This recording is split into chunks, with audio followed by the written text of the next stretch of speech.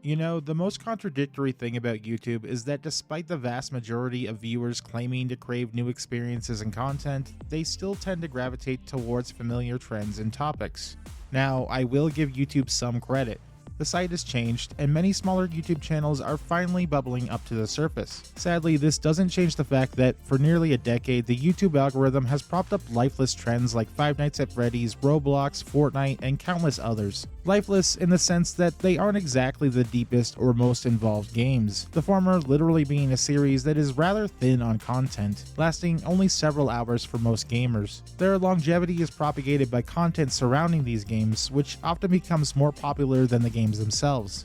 It's a familiar cycle. A game gets popular, the algorithm pushes it to more people make content to ride the hype, and the game becomes even more popular. As a result, it takes an active effort to actually find something genuinely new. Take Minecraft. Undoubtedly, it was a groundbreaking game that deserved its popularity. But to this day, if you navigate to the gaming section of the trending tab, you'll still find fresh Minecraft content. The game was released in 2011. Can you really believe it's been nearly 13 years, yet it's treated as if it came out yesterday?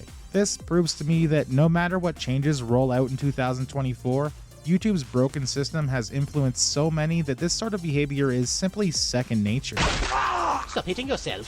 Stop hitting yourself.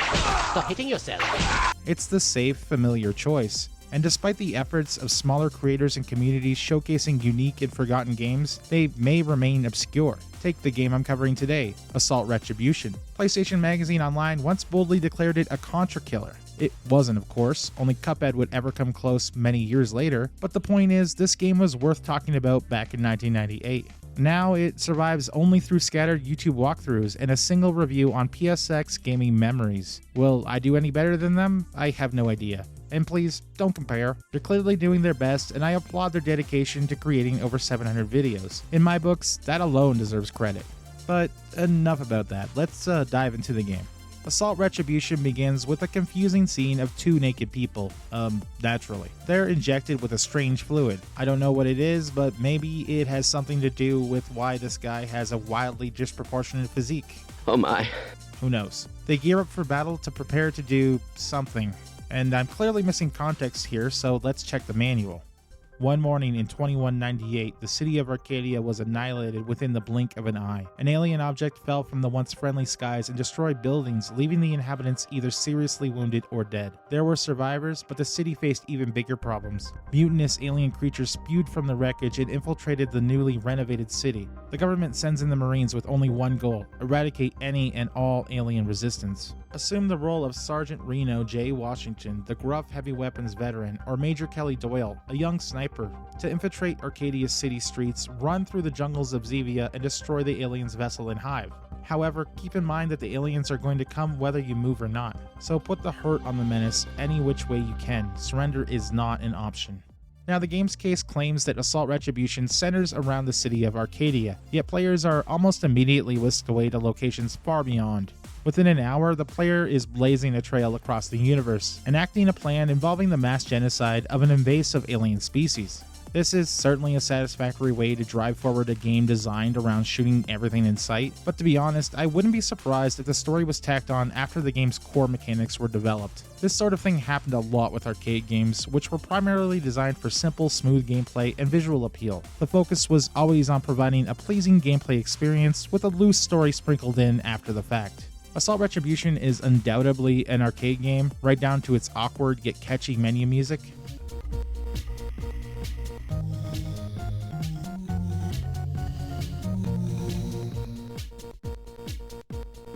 There is a slight attempt at a story, with characters occasionally exchanging dialogue. Reno and Kelly even have their own unique lines depending on who you play as, which is a nice touch. However, these exact lines are repeated by both characters in two-player mode.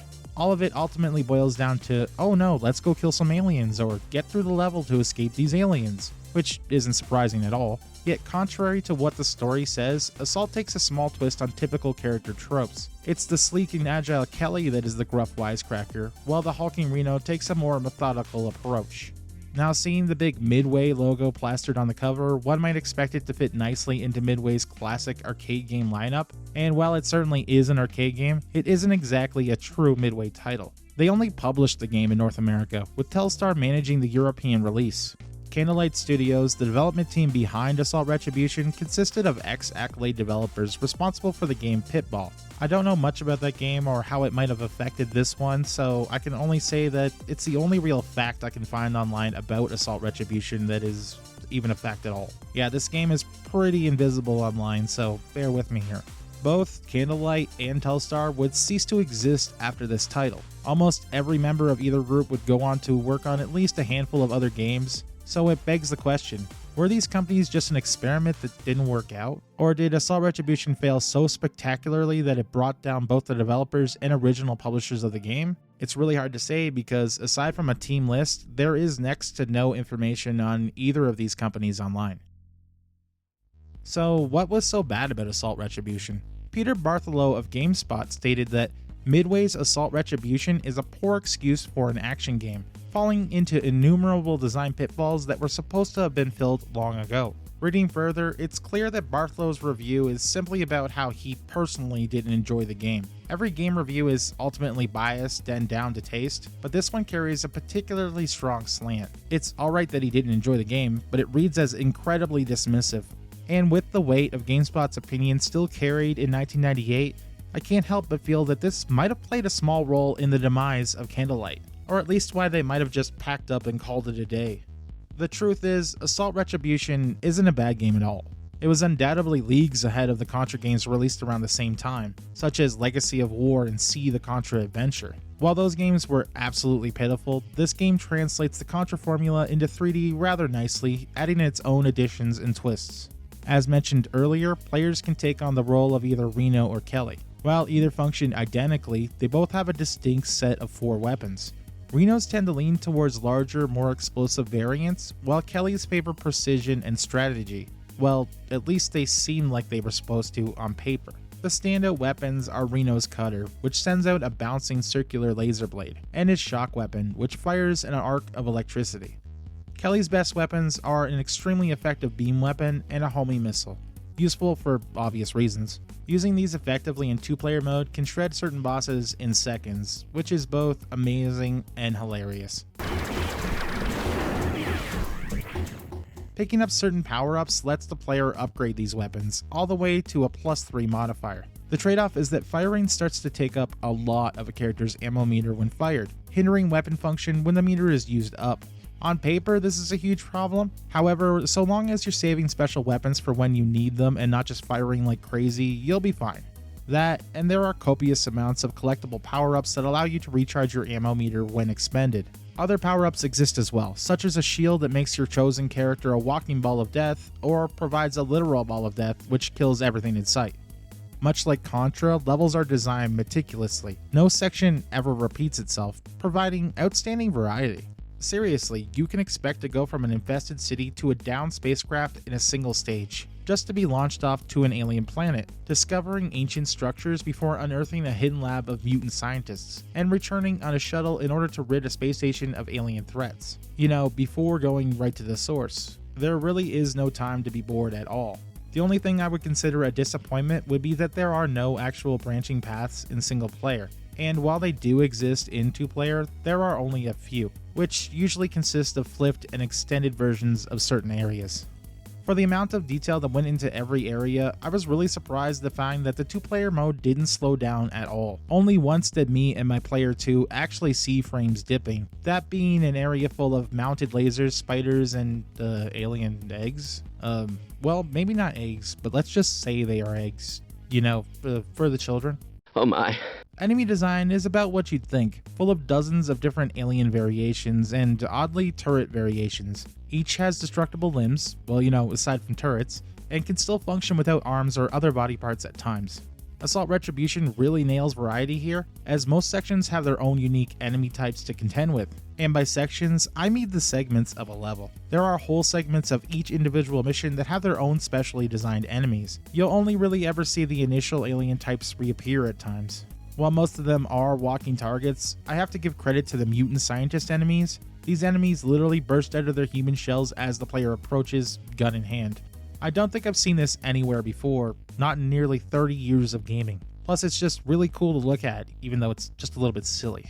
Of course, being a Contra-Killer, Assault Retribution needs some killer bosses, and while it does have a lot of really cool bosses, this is where the game makes its biggest mistake. It isn't with the gameplay or variety, all of that is absolutely fine. It actually boils down to the music. With a lot of older games, music duties were placed on a single individual. Will Davies, who would go on to produce music for the 1999 Aliens vs Predator game, its Gold Edition, and Red Steel 2, would be tasked with producing Assault Retribution's entire soundscape. Now, it isn't that the music is bad or anything, it's just that in Assault's case, it can be tonally mismatched, dead basic, or just not there at all. I've mentioned the funky intro music already, which does sound good, but wildly mismatches the game's tone. However, when it comes to most bosses, there isn't even boss music. Because of this, a lot of the intensity has been sucked out of what should have felt like massive battles against unstoppable mutant foes. If you've seen my older videos, you know I'm not great with the ups and downs of music, so let me show you what I mean.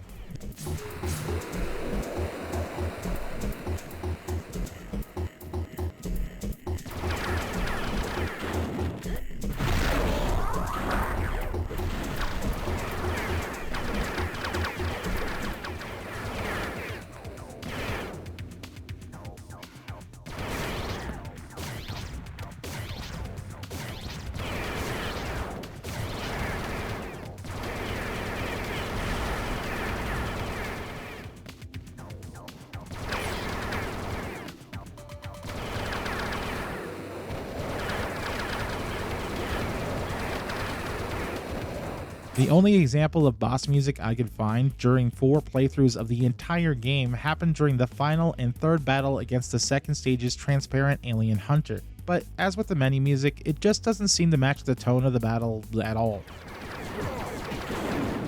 Still, if this was the only thing going against Assault Retribution, it still doesn't make it a bad game. In fact, I'd say that there are some extra touches that make up for this in a lot of ways. Primarily, the downright cinematic moments that can happen. At one point, a spacecraft launches from a secret lab, and the player character literally jumps onto the hulking behemoth as it takes off. It isn't even an FMV, this moment actually happens in-game.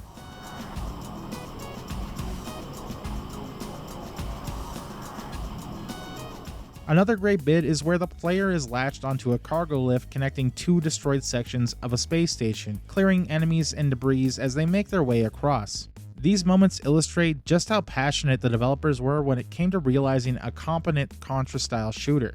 Expectedly though, the game does pull inspiration from the same sources as Contra, primarily drawing from the Alien franchise. While this is clear with basic enemies, who look a lot like one of Warhammer's Alien-inspired designs, it's absolutely obvious when it comes to the game's final boss, which is extremely close to Giger's iconic Alien design, with a touch of James Cameron's Queen design thrown in as well. Honestly, I'd say it probably just barely skirts past copyright infringement by including a spinning ring of eyes, only barely. Now, I was lucky enough to play 2-player for this one, which was fun, but it didn't provide much of a difference. There is a bit of additional content in the form of flipped or extended paths, which is a nice incentive to give it a shot. I found it equally as fun as the single player mode though, but I also tend to be a loner, so there is that too. However, if you want to sit down and kill some aliens with a friend for an hour and a half maybe, it's always a good option. So why was this game considered such a failure? Was it just not something gamers wanted at the time? Was it genuinely too close to Contra for people to take it seriously? Or were the reviews so unfair that it put it under without another word? We may never know, but what I do know is that Assault Retribution is clearly an underrated piece of PlayStation history that really deserves another look, be it by yourself or with a friend. I personally never felt a single bit of disappointment as I played through it 4 times, including one 2-player run, and honestly, I'd do it again. Sadly though, the question remains, will this game ever really be rediscovered if it's already technically been buried by the algorithm? Only time may tell, and if you happen to find this video on your content consuming ventures, I urge you to play it. Give games like this the life they deserve so that many can enjoy the entertainment they were meant to put into the world.